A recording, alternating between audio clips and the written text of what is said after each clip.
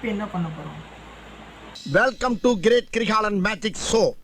அலைகடலான திரண்டு வந்து ஆர்ப்பாட்டமே இல்லாமல் இங்கு அமைதியாக அமர்ந்திருக்கும் என் ரசிக பெருமக்களே, உங்கள் எல்லோருக்கும் என் அன்பார்ந்த முதல் வணக்கம்.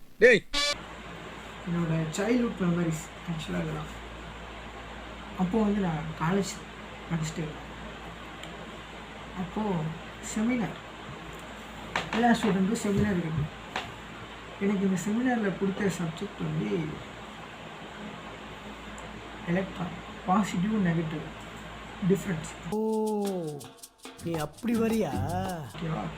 இது ரெண்டையும் வந்து நம்ம வேறுபடுத்தி காட்டணும். எலக்ட்ரான் பாசிட்டிவ்னா என்ன, நெகட்டிவ்னா என்ன அப்படின்றத நான் சொல்லுவேன். இது வந்து எனக்கு கொடுத்த ஒரு டாபிக்.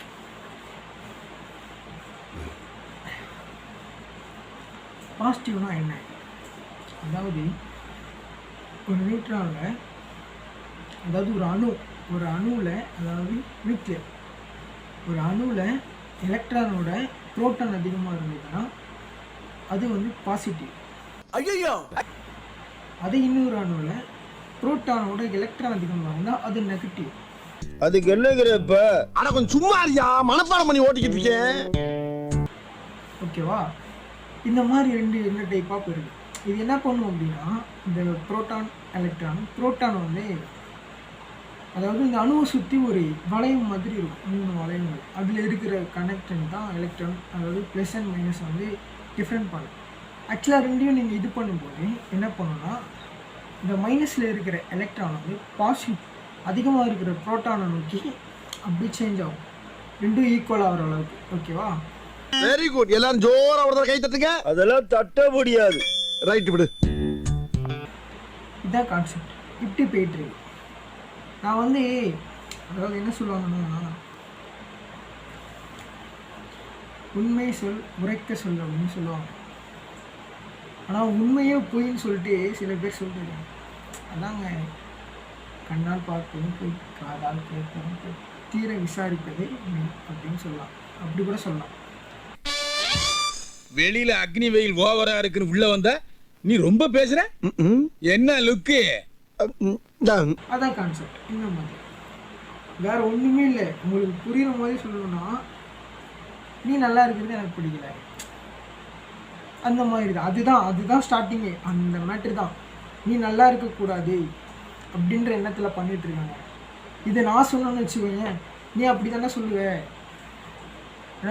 ஒன்று தான் இப்படி பண்ணுறாங்க, ஒன்று அப்படி தான் சொல்லுவேன். மந்திரமே தெரியாம எப்படி எல்லாம் ஓட்ட வேண்டியதா இருக்கு அப்படி நீங்கள் சொல்லலாம். புரியுதா?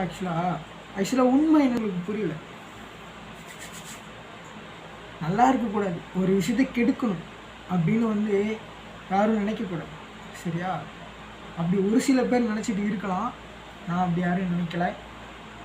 எனக்கு தேவைலாம் அமைதி, பீஸ்ஃபுல்லாக இருக்கணும், அமைதியாக இருக்கணும். அப்படி என்ன சொல்கிறது? அதான் எனக்கு தேவை வந்து அமைதி.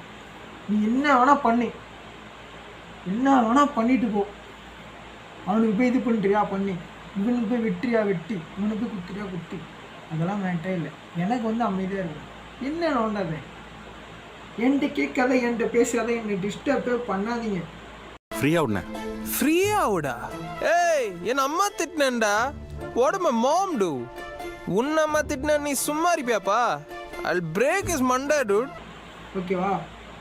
நான் இன்னமும் பண்ணிட்டு போகிறேன். நான் என்ன பண்ணால் உனக்கு என்ன, நான் என்ன பண்ணால் உனக்கு என்ன, என்னோட அப்பனா உனக்கு என்ன பிரச்சனைன்னு தான் கேட்டேன். நான் வேறு ஒன்றும் இல்லை. கரெக்டு, நான் கேட்குறது கரெக்டு தானே. அப்பனா உனக்கு என்ன பிரச்சனை? அதான மேட்ரு. நான் இன்னமும் பண்ணிட்டு போகிறேன். நீ ஒத்தாளக்க நான் என்ன பண்ணோம், உனக்கு என்னடா? சும்மா காணே எத்துறாமண்ணே. அட்ரஸ் கொடு, நான் போய் சொல்லிட்டு வந்துடுறேன். அதான் கான்செப்டே. புரியுதா?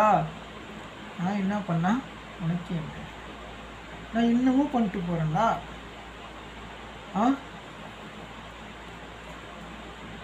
நான் கேட்குறது கரெக்டாக இல்லை. ஒரே ஒரு நிமிஷம்.